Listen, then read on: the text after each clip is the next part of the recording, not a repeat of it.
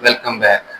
8 मार्च 2014 रात के 12:42 Malaysian airline की फ्लाइट MH370 अपने एयरपोर्ट से टेक ऑफ करती है।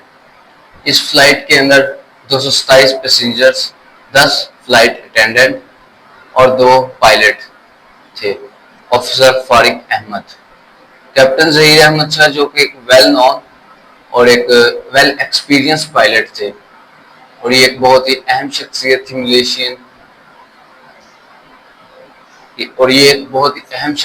थी मलेशियन पायलट्स की।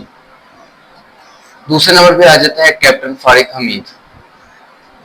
इसको ऑफिसर फारिक हमीद भी कहा जाता है, बिकॉज ये इनकी ट्रेनिंग सेशन का आखिरी हिस्सा था।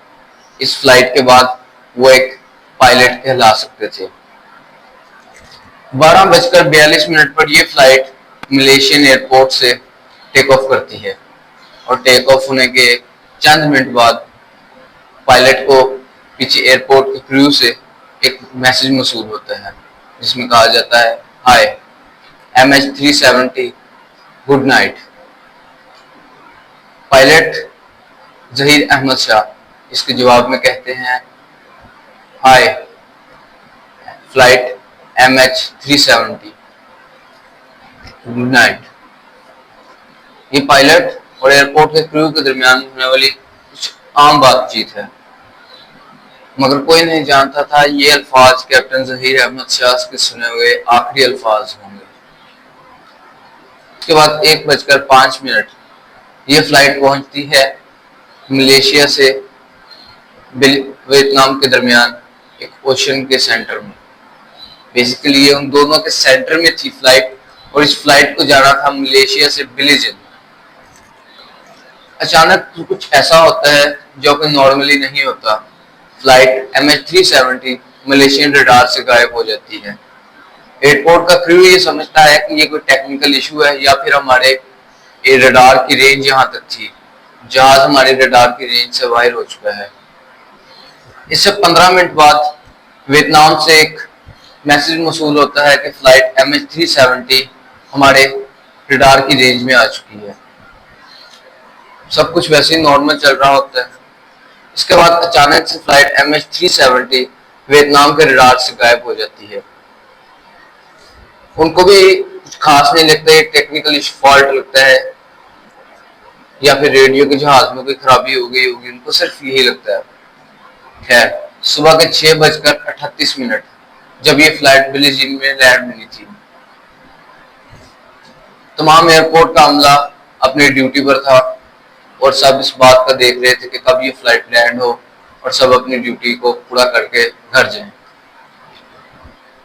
उसके बाद 6:39 हो जाते हैं, फ्लाइट लैंड नहीं होती। कुछ लोग इसको फ्लाइट डिले का नाम देते हैं, मतलब फ्लाइट अक्सर अपनी ओरिजिनल टाइम से 5 से 6 मिनट लेट हो जाती है।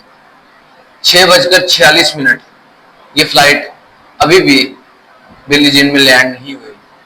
जब उनको लगा कि इसमें कोई ना कोई फॉल्ट है, उन्होंने फिर पीछे मलेशियन एयरपोर्ट से रब्ता किया और उनको बताया कि फ्लाइट MH370 अभी तक बिलीजिंग एयरपोर्ट पर नहीं उतरी। इस खबर के कंफर्म होते ही मलेशिया से और बिलीजिंग दोनों में से अपने रेस्क्यू क्रू को भेज देते हैं फ्लाइट की डिस्कवरी के लिए। आखिर इस फ्लाइट के साथ क्या हुआ, कहां गई।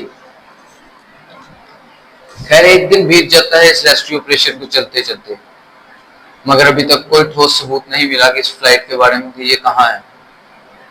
तो बेसिकली साइंटिस्ट जो होते हैं वो ये देखते हैं कि इस फ्लाइट ने 7 दफा 1 घंटे के अंदर 7 दफा सैटेलाइट से कम्युनिकेट करने की कोशिश की है। बेसिकली ये कुछ इस तरह है कि जिस तरह आपका मोबाइल फोन किसी भी नॉन नेटवर्क वाईफाई के साथ कनेक्ट होने की कोशिश करता है। ये बहुत ही आम बात है, जबकि फ्लाइट्स जो भी बड़ी फ्लाइट्स होती हैं वो अक्सर अपना डाटा आगे भेजने के लिए सैटेलाइट्स का इस्तेमाल करती हैं और सैटेलाइट से कनेक्ट होने की कोशिश करती हैं। पायलट जहीर अहमद शाह जो कि 7 दफा ये कोशिश कर चुके, 7 दफा नाकाम हुए। आखिर ऐसा क्या हुआ होगा फ्लाइट 370 के साथ, जो कि पायलट ने 7 दफा कम्युनिकेट करने की कोशिश की मगर नहीं हो सकी। इसके बारे में बहुत से लोग अपनी थ्योरीज उठाते हैं, जिसके बारे में हम आगे जाकर बात करेंगे।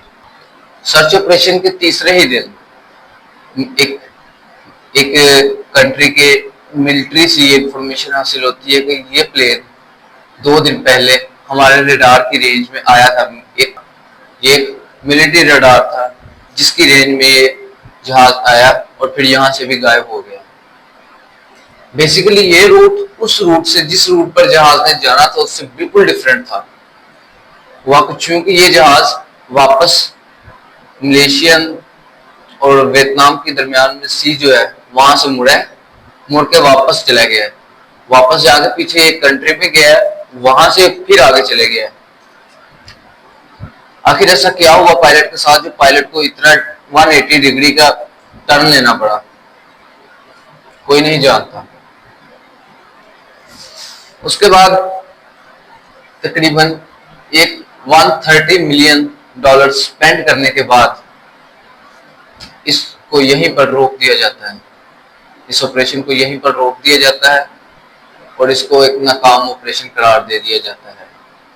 साइंटिस्ट, फिजिशियंस जिन्होंने ये अंदाजा लगाया कि सैटेलाइट से जब उसने कम्युनिकेट करने की कोशिश की, उस लोकेशन का पता लगाएं कि वो कौन सी लोकेशन थी। बेसिकली सैटेलाइट के जरिए हम उसकी एग्जैक्ट लोकेशन तो नहीं बता सकते, हम अगर एक सर्कल ड्रॉ करके बता सकते हैं जहां पर उसने कम्युनिकेट करने की कोशिश की। तो बेसिकली ये 7 सर्कल्स थे, 7 बार जब वो पायलट ने कम्युनिकेट करने की कोशिश की।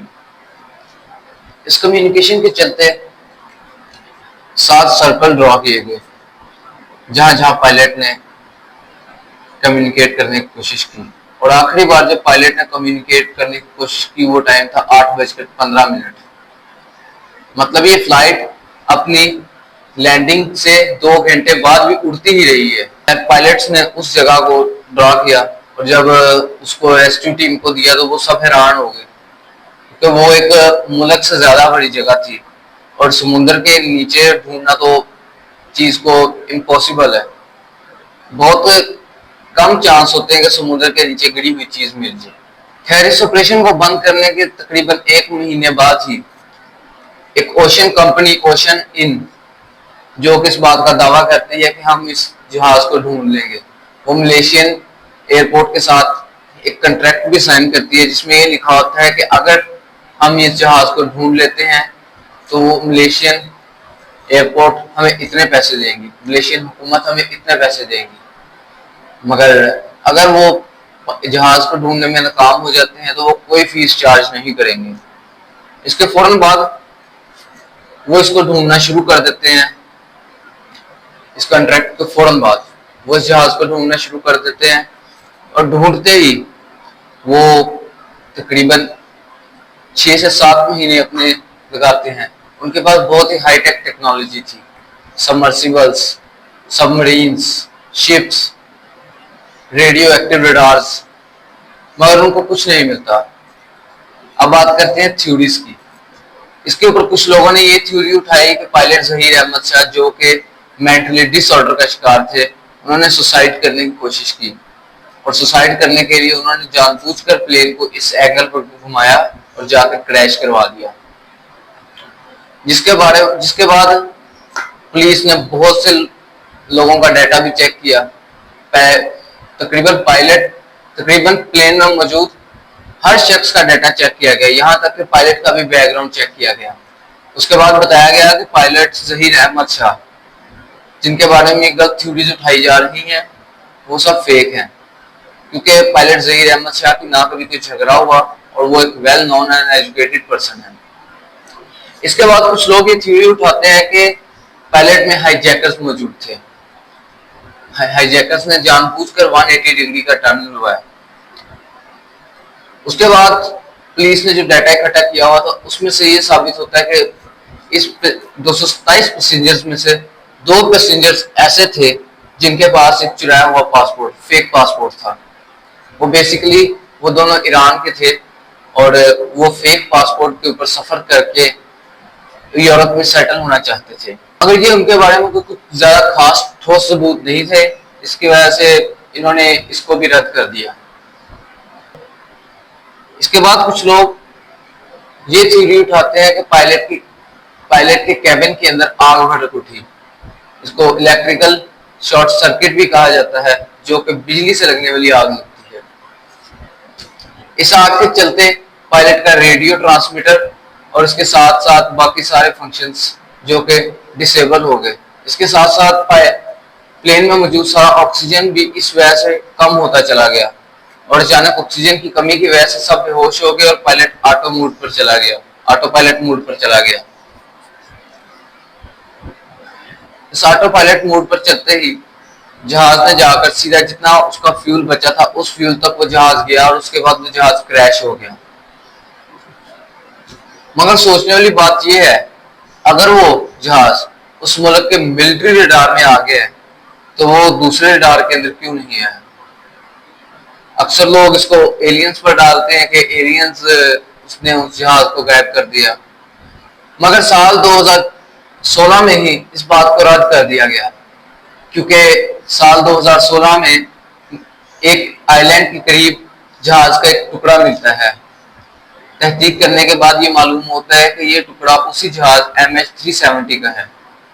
ये साल 2025 चल रहा है और आज तक इस प्लेन के टोटल 27 पीस डिस्कवर हो चुके हैं, जो कि अलग-अलग आइलैंड्स पर आए हैं। तो क्या आपको भी लगता है कि आने वाले वक्त में इस जहाज का कोई पता लग सकता है? अगर हाँ, तो कमेंट में अपनी राय का इजहार कीजिए, वीडियो को लाइक और चैनल को सब्सक्राइब कीजिए।